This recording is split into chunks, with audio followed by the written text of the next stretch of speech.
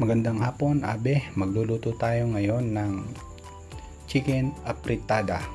Una, ipipirito muna natin yung patatas at saka yung carrots para mamaya pagka tuloy-tuloy ang ating pagluluto, madali na lang. Yan. Para maging golden brown lang, iahon na siya. Dali lang lutuin to, Abe. Chicken apritada ang Kapampangan. Sunod natin yung carrots. Mamaya manggigisa tayo. So ganyan lang.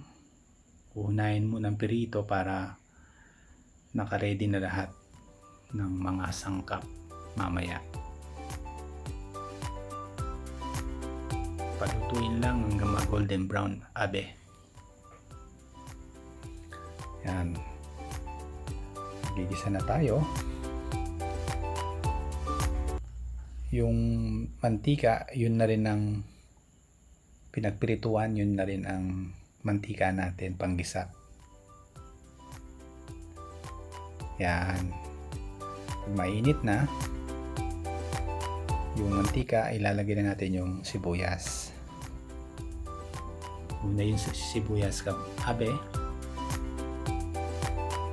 para hindi masunog yung bawang, kaya nauuna yung sibuyas.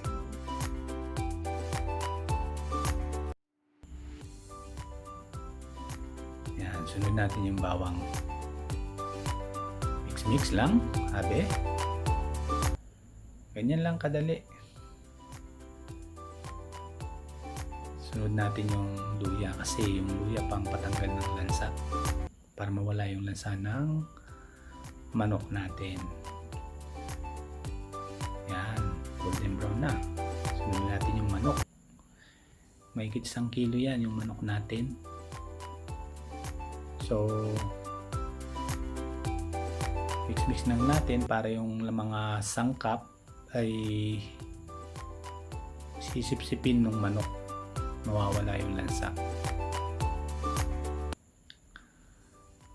Yan.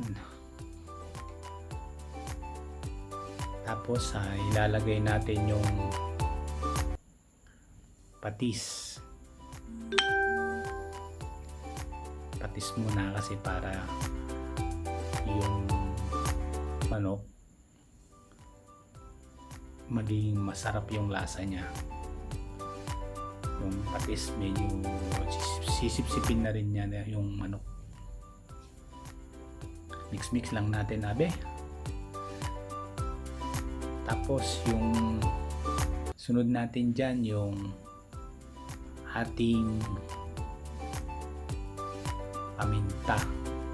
Yan, bubod lang ng ganon. Nahawakan ko na, Abe, para malinis ang kamay kong yan. Naghuhugas ako. Yan, mix lang. Naghuhugas yung aking kamay. Yan, no? Masarap to, Abe. Continue lang na panonood. Mamaya makikita nyo yung finished product natin. Yan, after 5 minutes kumulo na. Lumitaw na yung katas niya ng manok. Yan, ganyan, gigisa muna para mawala yung lansa.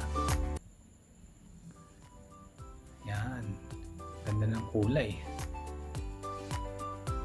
So ilagay natin yung tomato sauce natin. Tomato sauce natin, isang pack na malaki tsaka maliit na pack. So dalawa, maliit tsaka medium size na pack. Yan, tama-tama yan sa mahigit 1 kilong manok. Yan, mix lang natin, Abe. Ganyan lang, napakadaling lutuin.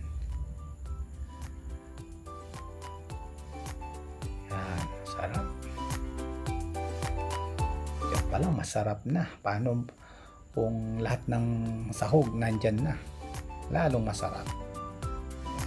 isang basong tubig, lagyan natin ng isang basong tubig kasi pakukuluin natin siya yung manok para lumambot hanggang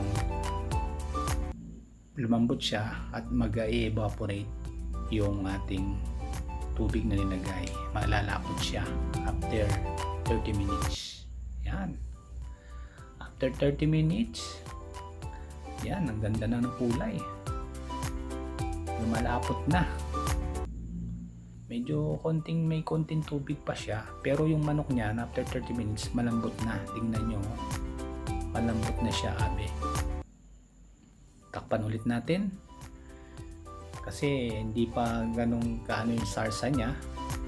Yan, after siguro 5 minutes, yun, tikman natin. Medyo matabang pa, konting patis pa.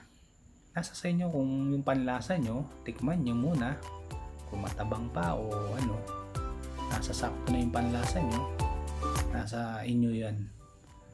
Tapos maglalagay tayo ng yung asukal natin, yung brown sugar, para yung salsa manamis-namis na maalat.